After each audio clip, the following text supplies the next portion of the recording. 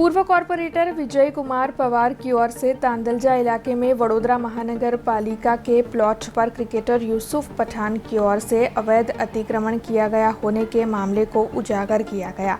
इस मामले के मद्देनजर अब स्थायी समिति के चेयरमैन डॉक्टर शीतल मिस्त्री ने प्रतिक्रिया दी है।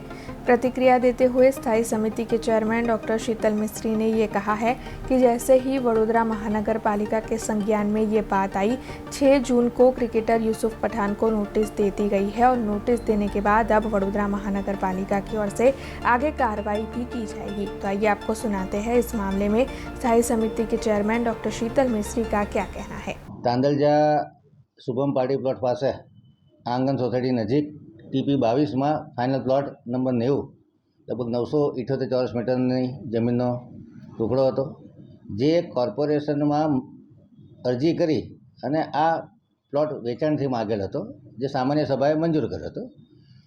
આ સામાન્ય સભાનો ઠરાવ રાજ્ય સરકારમાં રિફર કરતા ત્યાંથી નામંજૂર થઈને આવેલ છે। આ વસ્તુ ધ્યાનમાં આવતા પૂર્વ કાઉન્સિલરે પણ ફરિયાદ કરી છે। એ સિવાય પણ અન્ય જગ્યાએથી ફરિયાદો મળતા યુસુફ પઠાણ કે જેઓ આ પ્લોટ માટે જે કાર્યવાહી કરી હતી એમને 6 જૂનના રોજ નોટિસ આપવામાં આવી છે। નોટિસ પીરિયડ લગભગ 1 થી 2 અઠવાડિયાનો પૂરો થતાં એની પર આગળની કાર્યવાહી કરવામાં આવશે। એવું તો મને બહુ ખ્યાલ નથી, પરંતુ જ્યારથી રજૂઆત આવી એટલે 6 જૂને અમે એને નોટિસ આપેલી છે। કોઈ પણ નોટિસ પીરિયડ હોય અને રિઝનેબલ સમય એ પોતાના ખર્ચના જોખમે दूर करे એ પ્રકારની નોટિસ આપવામાં આવેલી છે। अब खबरों से लगातार अपडेट रहना हुआ आसान।